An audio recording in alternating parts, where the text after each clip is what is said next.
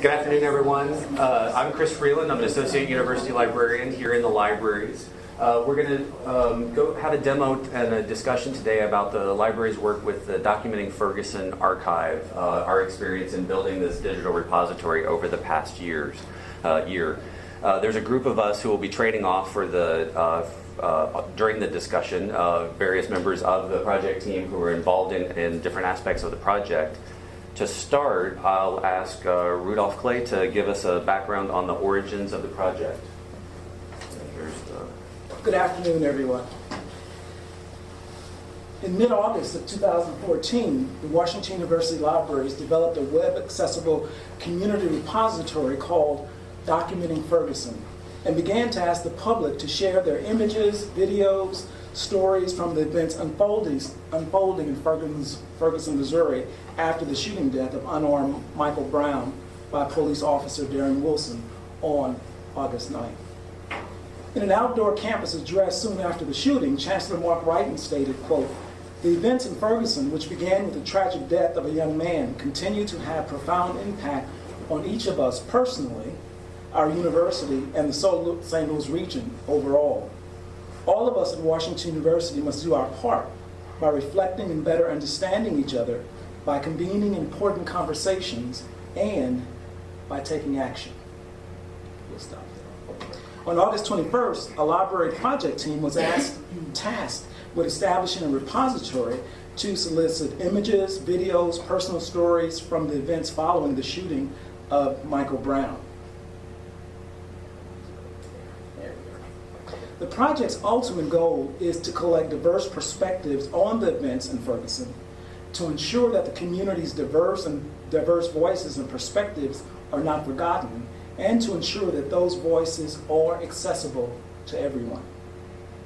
It is also intended to encourage and support future research and scholarship on what happened in Ferguson and why.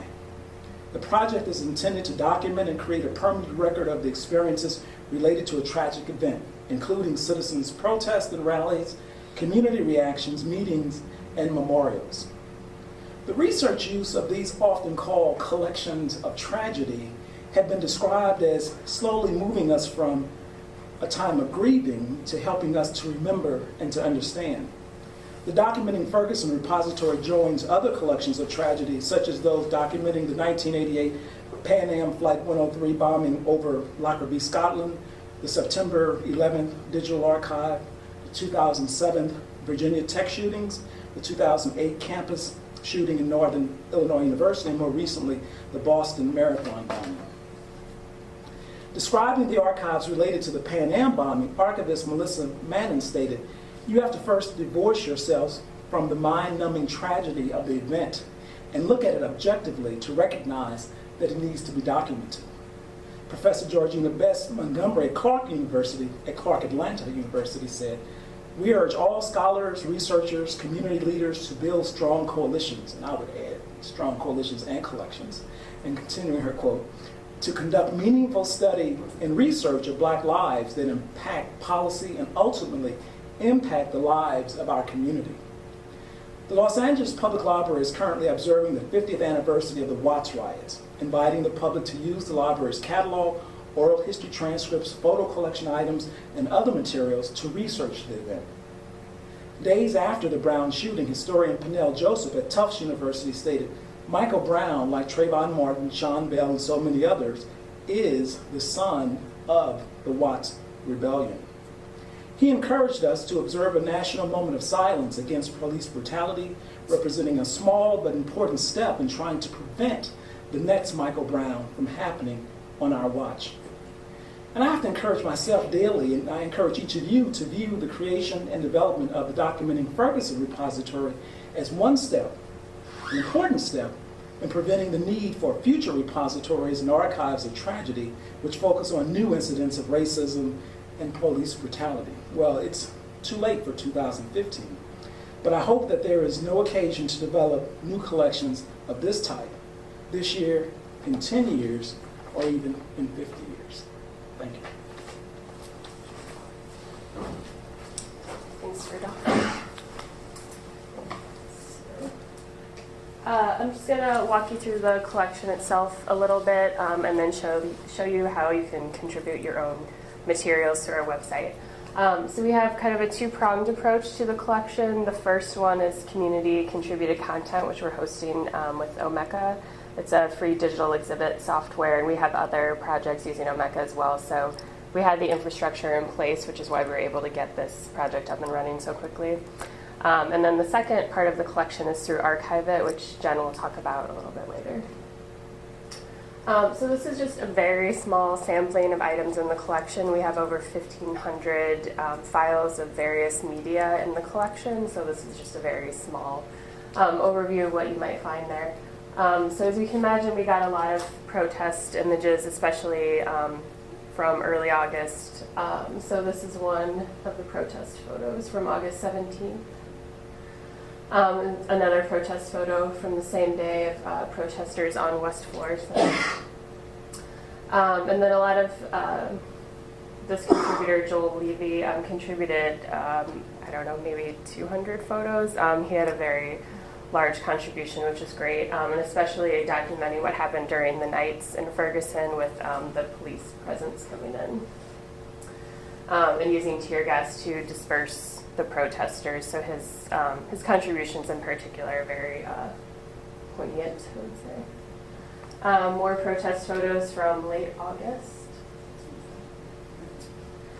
And then we contacted news service Argus Streaming News, and they let us access their repository of news videos. They were on the ground for many months in Ferguson documenting what was going on there, and so they let us take all of their video content and put it into our collection. So we have a lot of their videos, and this is one of the still images from their documentary coverage. And then, none of us could have predicted that a few months after what happened in Ferguson was repeated in the Shaw neighborhood with another police shooting of Bondurant Myers. And so that spurred a whole nother round of protesting, which led out of Ferguson area into South City. So this is one of the protest photos from the Shaw neighborhood on South Grand. And so that was one thing that we couldn't have anticipated. Our repository already kind of changed in the first few months that we had it up to include other police-involved shootings. And then we also wanted to document reactions of the community. So this is from the Shaw Neighborhood Association. One of their members contributed some meeting announcements and minutes and photos that they had already planned before the shooting in Shaw happened. They planned to get together and talk about what was going on in Ferguson. So this is one of the emails that went around to that association.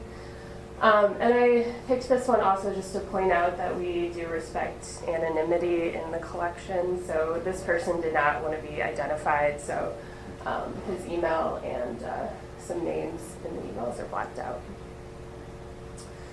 And then from the New York Times website, I don't know if everyone saw it, but they had really comprehensive, all of the evidence that was presented to the grand jury. So they have all the witness testimonies and photos. And this is one of those, the Darren Wilson shirt that was photographed after his altercation with Michael Brown. And then this is another protest photo from late in November when people staged a die-in. And this is our most recent contribution, actually. It did not come in with a date, but more protest photos and another anonymous contributor.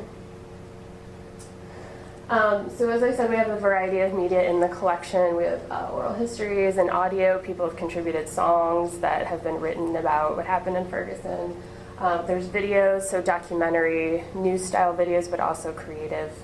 And other creative works like poems and artwork that people have contributed. So to view the collection, this is the website, and there's flyers on the back table with the URL on them if you want to take them with you. Sorry, it's kind of hard to see. So in the top left, there's the View the Collection link, which will let you view everything in the Documenting Ferguson collection. And as I said, there's over 1,500 files in the collection. That number is reflective of the number of items. So if, like I said, Joel Levy contributed 200 photos, we would divide them up into night photos, day photos, so that number isn't reflecting the actual number of items in the collection.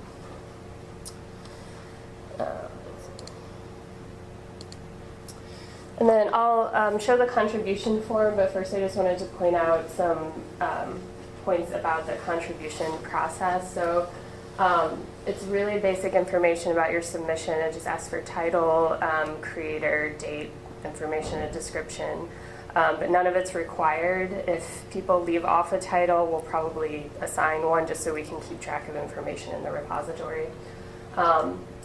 People can omit the creator name and email if they want the creator to remain anonymous to the public. And then they just upload a file, and then a name and email are required to submit, but this is only visible to the website administrator, so we don't disperse that information. And then lastly, they just have to agree to the terms and conditions, which Michael will talk about in a little bit. Shannon, Yes. so the image that you just showed, was that number 2, they had omitted their name? Right. Okay. Yeah. Yeah, so the 2 anonymous contributions I showed, they didn't put a name. Actually, the first one, the Shaw Neighborhood Association, the guy actually emailed them to us, but just asked that we not share any of his information. So this is the actual contribution form. We also give people the option to send files via Dropbox if they have a lot, so they don't have to do them one by one in this form. So the first thing people will do is select what kind of item they're contributing. And then these first fields are all what will be visible to the public, but as I said, they can leave these blank if they don't want to provide that information. And then they just have to attach a file, which I won't do. People can also find a geographic location for their image if they know exactly where it was taken, or they can just say St. Louis and put the location in there. And then in the gray box at the bottom is the part that is visible to the public. Not visible to the public, sorry, not. So name and email are required. The other 2 are just demographic information that we're gathering from people that will go towards Chris's research about contributing to community repositories. And not everyone fills it out, but it's nice to kind of see where contributions are coming from and how they hear about the project. And so lastly, they just have to agree to the terms and conditions, which are very vague and basically say we don't take their rights, and they agree to let us use the images at our repositories, which Michael will expand on later. So it's a really easy process, and if anyone has any content, we encourage you to contribute it. And then next, I think Jen's going to talk about the Archive It collection.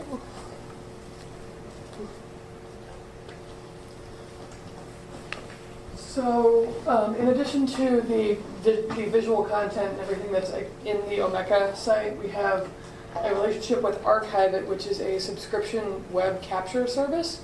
This service is run through the Internet Archive. They target websites and web content and try to capture that. We have teamed up with them to assist in their Black Lives Matter web archive, which started about the same time that we started our Documenting Ferguson project last fall. Their project started as the Ferguson Web Archive and then expanded as more police-involved shootings happened over the last fall and over the course of the last year.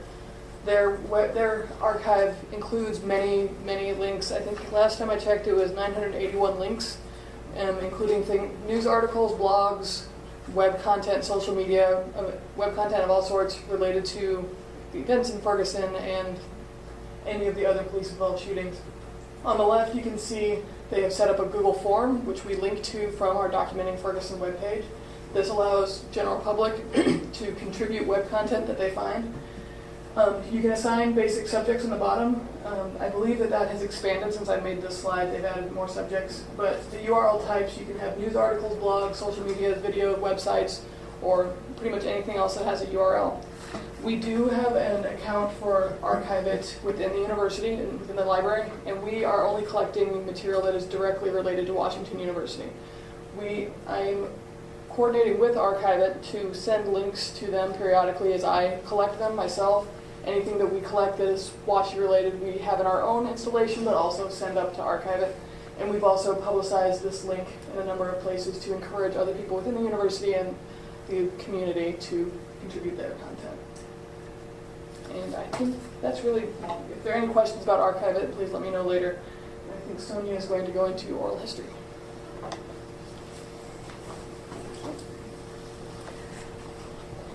So another aspect of the project is oral histories, and the first set is interviewing Washington University staff that live in the Ferguson area.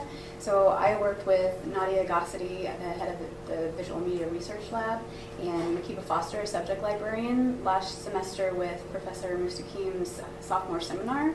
And we had a group project where the students researched the topic, did some background information compiling, and then went out and did interviews. They were able to do 4 interviews. 3 of those are available to listen to through Documenting Ferguson.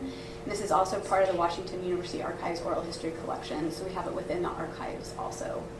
And then I had a student worker go out and do 2 more of those interviews this summer, and we're available to do more of those. If you know of anyone that lives in the area that would want to participate in these interviews, just let me know or provide my contact information to them. So we're hoping to continue to get contributions that way.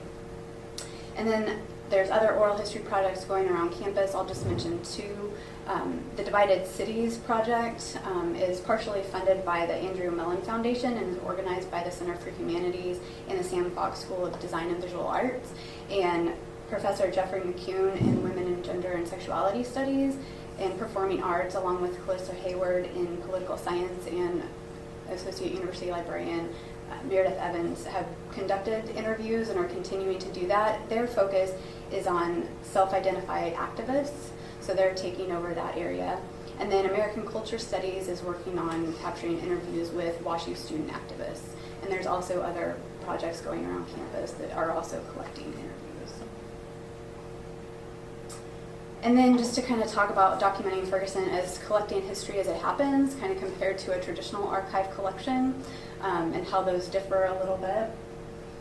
In traditional archival collections, we do appraisal of the material before we bring it into the archive, and this is done in a number of ways. We do some initial research that includes, looking at the original order of the material, how much it is, what material type, and the comprehensiveness of the material to tell a full story, preservation conditions, costs, intrinsic value. And we gather this information from a variety of individuals, including the creators, the archivist staff, subject librarians, potential researchers, and then also look at evaluating the collection material in how it fits with the collection development policy of the institution, and then assessing the content for research use, who might use it and in what ways, and then assessing if it's original and authentic, and typically the ownership of that material transfers to the archive.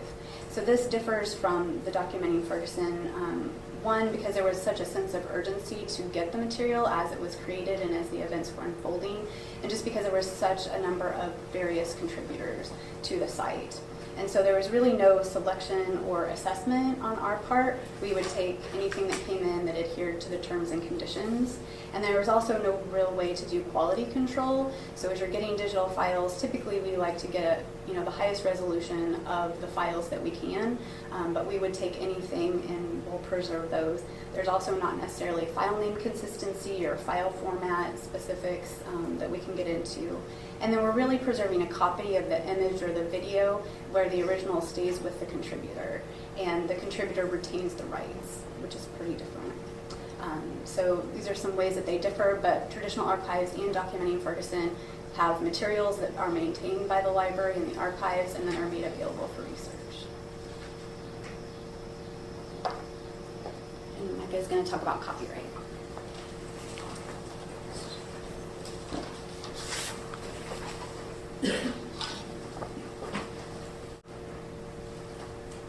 So I just wanted to talk briefly about how rights work here and what informed the decisions that we made to structure them as such. So as Shannon said, the rights appear in large part in a standalone page that's titled Terms and Conditions, and so that's accessed through a link both available on the main landing page and at the bottom of the contribution form. And so the license functions as they click through agreement, which, as we know, research shows that people, very, very few people actually read terms and conditions when they're on websites. And so we do our best to make clear what our purpose is and what contributors retain in other parts of the site as well. But assuming that the contributor does in fact click on the link, and there is, like you saw, there's a small checkbox where they have to certify that they've read and that they do agree to the terms. So if they go there, and then the primary function is a transfer of a non-exclusive license to the Washington University. And 2 quick points there. A non-exclusive license means that copyright does remain with the contributor, and so we make that clear in the site's introduction. And that the named entity is Washington University is also relevant because it's difficult to know going forward which university-connected entities might seek to make use of content under the purposes that we were granted, and so it's important that we name the entity as broad as possible. So we make clear that the project seeks original digital content, which is broad enough to encompass material that need not be entirely created by the individual. Some of it could be public domain, could be submitted with permission, or under other exceptions to copyright like fair use. So it was important, again, that we not define that too narrowly so as to not needlessly exclude material. It was also important that contributors certify that they are 18 or older. Upon advice of, obviously, the general counsel at the university, there are a lot of issues that come into play with making the identity known of minors, and so I wanted to steer clear of that. And then a recent option, as Shannon detailed, was the ability to display your contact info. Prior to that, we offer a referral service for third-party content where users that seek to make use of content can contact the university, and then we contact the contributors to see if they're interested in being put in contact with that person. But now going forward, that's been somewhat automated, and that, again, contributors can elect to make their contact info known and can be contacted for such uses. Lastly, I just wanted to address what we most frequently are asked about and sort of occupied spirited discussion within the group is why not let contributors select a Creative Commons license. It could help make clear to downstream users which uses are permitted and which aren't. And so I just wanted to address a few of the issues that come up, that did come up in our conversations about this. One, there are issues with the revocability of Creative Commons licenses. When someone accesses material that's been released under a CC license, that is irrevocable. And so, of course, the owner or the person who had first released the material can pull back that license, but once you have obtained that information under that license, it is irrevocable. And we want to be, as the platform for this material, we want to be responsive to people's wishes, and if somebody wants to take something down, we don't want to be in the position of having already authorized its use by having assigned that CC license to it, or even permitted the individual to assign that. Which leads to the second problem, which was the technical limitation of the platform, and that the CC plugin for Omeka does not permit you to tag items at the individual level. You can only assign a given CC license at the collection level. And so it would be difficult if we have mixed media or content that has different rights that do attach to it, to only be able to choose one particular type of license. And then there were publicity and privacy concerns, another feature, another aspect of the licenses, depending on how you look at it, is that CC licenses require that the licensor waive all rights held under publicity and privacy. That's explicit in the CC licenses at 4.0 and more recent, and that's implied in the earlier licenses. But again, that's difficult because you don't want to be in a position where the university is saying that this person has waived all these rights when in fact they may not have. So it's, again, we want to be in a position where we're not actively involved in saying what the relevant considerations are for use of the material. And finally, as Shannon said, it's important to retain the functionality for contributors to remain anonymous, and again, that's difficult when we seek to assign CC licenses. So there's no perfect system for structuring these rights, and it's been a work in progress, and it's something that you know, we must take into account the purpose of the project and balance that with you know, the rights of the contributors. And this follows from the university's general approach to certifying use of material held in its collections. You know, with material in special collections, we're very careful about not granting permission to use content for which the university is not the rights holder.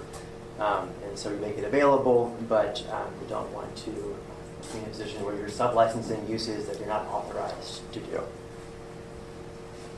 Is there any questions about that?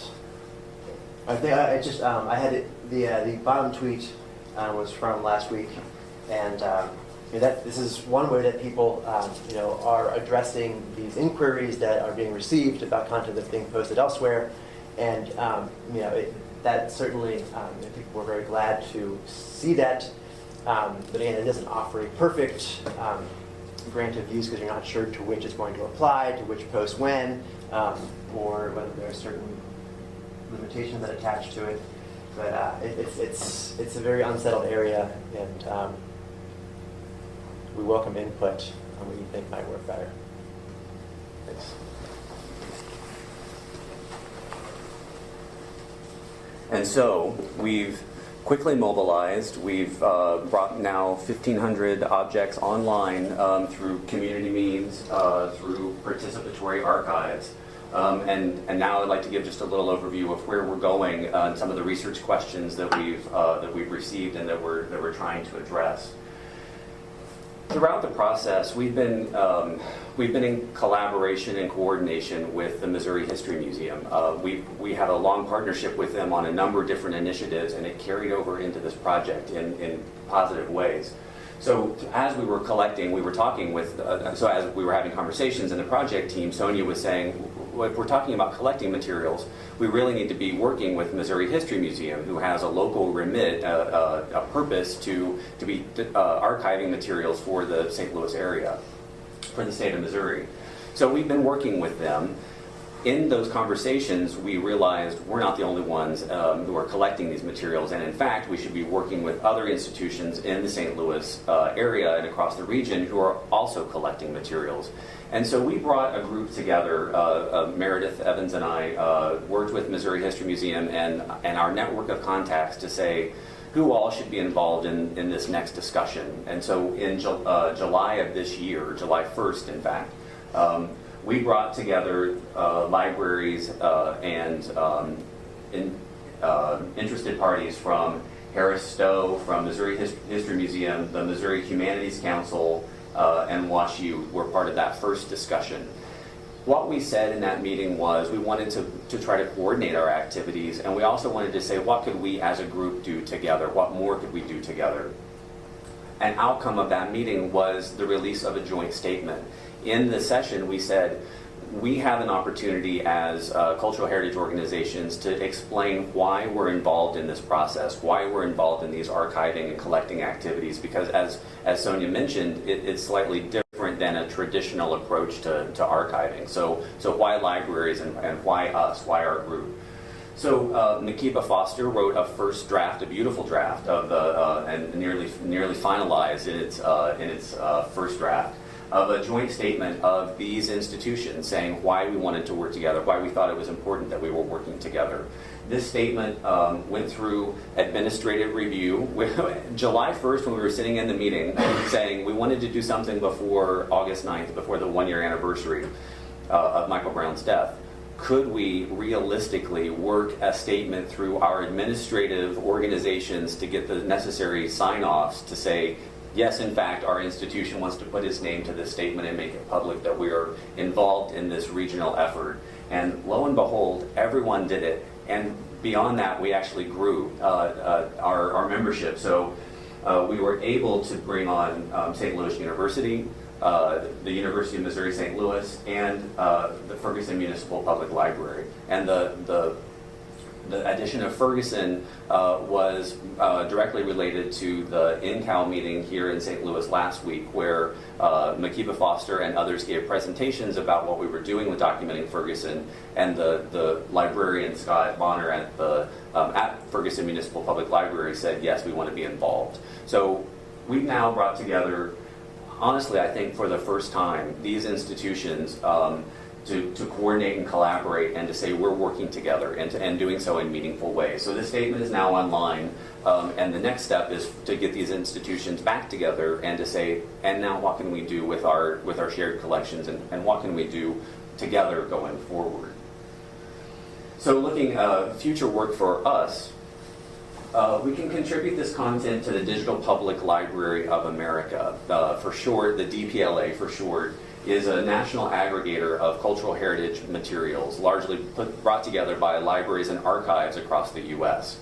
We have contributed, here in Missouri, we've built the infrastructure to contribute our collections to the DPLA, working with Shannon and others. We now have 80,000 objects online from the state of Missouri. When we, and so you can go to dp.la and do searches for things like St. Louis, Spirit of St. Louis, and you can see postcards from our collection, postcards from the Missouri History Museum, and also postcards from their other collections, like New York Public Library has a great great postcards collection. So they have a lot of different topics and themes represented. But when you go and search the Digital Public Library of America for Michael Brown or Ferguson, you are only given a small handful of results that are from, I believe it's a news outlet in Minneapolis. So there's in this national repository, there's no local discussion of Ferguson or of Michael Brown. So there's this really, I think, a critical gap missing of critical material. So by putting our collections together, contributing them to DPLA, we have an opportunity to help build a national collection of images that are held by multiple institutions, images and digital media from contributing organizations. So the DPLA will be doing another ingest in a couple of months, and in October. So our content will be found and readily available in the Digital Public Library of America starting in October. Our washi materials are already there, but the Ferguson archive, for some of these copyright issues that Micah mentioned, we intentionally withheld them so that we could kind of get a better understanding of what copyright meant locally and at national scale before contributing these images. We're also doing research projects. So Meredith is involved in a project called Documenting the Now, which is looking at archiving and visualizing tweets from both Ferguson and the Black Lives Matter movement at large. And then I was involved in a research project to look at the motivating factors, what motivates people to contribute their images into an online community archive like this. And the short results were that people are motivated by altruistic intentions rather than a sense of safeguarding or protecting information. And then beyond this, we'll be looking at more collaboration and continued cooperation, both here with faculty and local organizations, as well as the members of the institutions that signed the joint statement. And as I mentioned, those conversations will be taking place. We'll start those up again next month. So as we close today, I'd like to encourage everyone. We have photographs here in this room, a few of the materials from the archive, We also have more photographs in the grand staircase lobby, as well as you come into Olin. And then Sonia set up in one of the first flat cases materials from campus events. Is there anything else you'd like to say about that, Sonia? So campus events, if you'd like to take a look. We had a lot of people involved in this presentation because there's a lot of people involved across the libraries to make this happen. It really it is a group effort. No single person has been involved. Shannon has been the single. Shannon and Makiba have been the single people involved throughout this entire process, getting kind of frantic emails at the very start of the process saying, what can we do? So it takes a village, and you saw today in the number of people we had present. I thank you for your time, and I'll open up the floor to questions, and anyone else who presented, please help fill in. Any questions about what we've done or where we're going? I'm sort of noticing this. There are a lot of, especially with local documentaries starting to pop up that are sort of down the grassroots level. Is there any effort to go around filmmakers and try to collect their works here in Ferguson? Yes, we hope that you will help us with that. Okay. Yes, we've reached out to a few people. A lot of, there's been 3 that have donated already to the History Museum. So we are, Nadia and I have a list, and you, and I know of all 1 3. So you see that. That's all. Joel? Are we connecting the oral histories with the Documenting Ferguson site and also the archiving? How to bring all of these things together, yeah. Yeah, so I think that there was supposed to be a discussion on that yesterday, but all the people weren't able to attend, so Yeah, yes. and Makiba, the class interviews are actually in Documenting Ferguson. So there are, Okay. the class that Sonia and Makiba There's did 3 of them right now. There's 3 of them Others in- we're working on. in the repository. So I think the intent is for the oral histories to reside in 2 places. Obviously in the repository, but then also in either our institutional repository or with University Archives. It's undecided. And addressing some of the technical limitations that Micah mentioned in his talk about some of the, we can't do Creative Commons assignment because of a technical limitation with Omeka. Thinking forward, we have a new system in place called Hydra that will be that we're looking to migrate many of our collections, including Documenting Ferguson, if we have a better user experience for the contribution piece. So Joel's kind of a long way of answering yes. Right now, the oral histories will live. They will probably live alongside other oral histories in university archives and elsewhere, but we also want them committed to the repository so that we have a single point where people can search for all of our materials related to Ferguson and these events. And then we'll also need to figure out a way of tying in the web piece, the web archiving, and then also the Twitter archiving that Meredith is working on. So the goal is, yes, to have a single point where you can get access to all these materials. Right now, it's a little slightly more siloed than we'd like. Sherman? My question is about content. Do you ever exercise any editorial judgment about them? Perhaps graphic photos? I don't know. We haven't yet, correct, Shannon? Yeah, so we're still in gathering mode.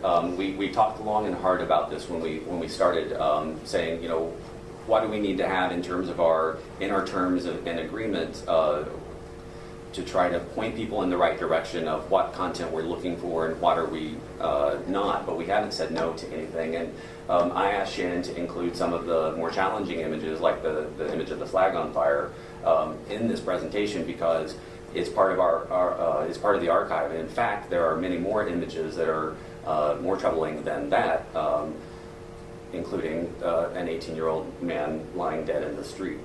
So there are sensitive images, but we have not turned anyone away. I think that as we move forward thinking about the role of the archive, we do need to go through a curation step, or as we think of how can faculty use these materials in their classes or in other educational settings, we probably do want to add a little curation to the content, but right now it's just gathered. Meredith, is there anything else you'd like to say on that topic? I was going to say, we actually did have one image, I think, of a minor that we got more description. Didn't we read that out to the person? Yes. Picture of the child? Yes. It's in there. Yeah, but I mean, we did reach out for more information, I think, before we posted it. No, we just Oh, we stopped we that. talked about it in the group. It was, yeah. Yeah, it was a picture of a child and the person had written it. We have story as one of the options people can contribute, and this person knew the girl's father and had written a story about how he was racially profiled in the Ferguson area and included it with the photo, and yeah, we had mixed feelings about that contribution, but we put it in. So. Yeah, I mean, I think the beauty of this is the risks that we're taking, and I think, I think the committee will always debate whether that's good or bad, and for now, since we have a lot of support from the University of Brain, we'll continue to take risks. Yeah. I think the point is to capture the local voices best as we can, and to capture the reaction of the community outside of the national media. And I think we're doing that, and if we were to censor it or do too much public control or any public control, we won't get that rawness that we have now. And there's ongoing tensions about that local versus national perspective, because as we've been working with the people at MOHIS, they said, well, you know, Smithsonian or many of the people that we're working with are saying, well, Smithsonian was here like a week ago gathering materials. So we understand that will happen, and we understand this is a national story, but we want to safeguard and ensure that there is the local context, the local conversation, and a local story about these events. Deb, did you have a question? Well, I didn't read the purpose, but I guess I was interested in the question that was, what are the barriers? And also, if you're trying to, I mean, some people might be hesitant to, they might not have the popular view of what happened at Ferguson. I don't know if popular is the correct point of view. I mean, what about people that were pro-police or have a point of view that's different from the community at large? Is that, or what about official documentation of any kind? Because as a primary source, I also want to find that. Is that outside of your purpose? It's part. Or It is, the less popular views are those being sought after, or people that aren't inclined to contribute through, because of barriers in technology or their Yes. age, or like I say, the viewpoint that they hold. Are you attempting to capture that or address that? yeah, as to the official documentation, that's really what the collection from the New York Times gives us. So those were all the materials that were displayed in court. So we do have those documents, and they're also referenced back to their location in the New York Times. We've had a lot similarly equal conversations trying to talk about how can we get the Darren Wilson sides represented in the archive, because to date we have nothing in support of, nothing that's been contributed in support of Darren Wilson, yet we know that it's there. And so, Jen, have you gathered any web I sites? have actively gone out and tried to get more web content from that side, but it's still hard to find. And I know that the project team reached out on the support Darren Wilson Facebook, and there was no response. Yeah. Yeah, I mean, we've tried to solicit from all sides, and I think even the Missouri History Museum's had a really difficult time getting all views. So I think it's been really interesting, because I think our repository, because we were so hands-off, morphed into something else, regardless of what we intended it to be. So I think we'll always try to recruit and get solicit materials from all perspectives, because then it would be the St. Louis voice. I reached out to the peacekeepers recently, and they have not responded yet. That's a very interesting group. I would love to have their documentation on how they organize and for all events that come the last year, but I have not heard that at all. So it'll be interesting if we can get people to submit. We are planning to go to the Ferguson Library in the coming months and do sort of like a digital fair where we'll have machines there, and we'll upload people's content from their phones for them. or we'll get their signs and stuff for them from them, for people who are technically challenged. So we've been talking to Scott Bonner about the right day. They have stored for there right now. So as soon as that wraps up, we'll be there doing that. So we'll see. It's not like we're not trying. But I think the organicness of it, we're just getting what we get. I feel like the police would get all we need to do. Well, the Missouri History Museum has an MOU with the city of Ferguson, so they're getting all that documentation, and then the state archive is also getting a lot of that documentation, so we can get copies of it at some point. But for the purpose of our digital repository, it's just sort of a free-for-all, upload whatever you want kind of thing, and then we'll point people into the directions of other institutions that may have things that we just don't have. So we may have to change sort of our, you know, when we, in a couple of months when we start looking at it, or if we decide we're gonna have somebody curate it a little bit more, we'll probably reshape the description of the repository. But the intent is still open to all to submit. Yeah. We did talk about changing the promo because we did feel like our promo was very one-sided, but at the time, we really wanted to make sure an underrepresented group was represented anonymously and fairly from their perspective. So. Brian? Is there a perception that it's because it's WashU that you're some liberal bastion of, you know, anarchy or whatever? That, well, but see what I'm trying to say? Is it because of who we are? Would it have been more successful if it had been not on campus? See what I mean? Those are interesting research questions to test, and we haven't done so. We actually kind of did, in the research study that I did, we looked at the reverse, which was, do you not trust Washington University at looking at the underrepresented communities? But in fact, we found that there was a high level of trust with the organization behind Documenting Ferguson. So it may be this, getting a little confused in my lines here, but it may be that, say, like the Wilson supporters don't see the WashU archive as a place for their rhetoric or their materials. But we haven't tested that. But that's certainly something to look at. Other questions? Are the children of our area being informed as to how to behave when confronted by a policeman or a teacher or a classroom? In other words, it's a values problem. Was Michael Brown a hero? Was he raised properly? No in-depth. It's not a black and white issue. We're past that. It's also outside of the scope of what we have here for the archive, so I really can't speak to that. But I mean, we're perpetuating the problem by idolizing wrongdoing. One view. Other questions? No. Thank you all for your time today. And as Shannon mentioned, we have handouts at the back of the room that link to the website and also to the joint statements. Thank you all.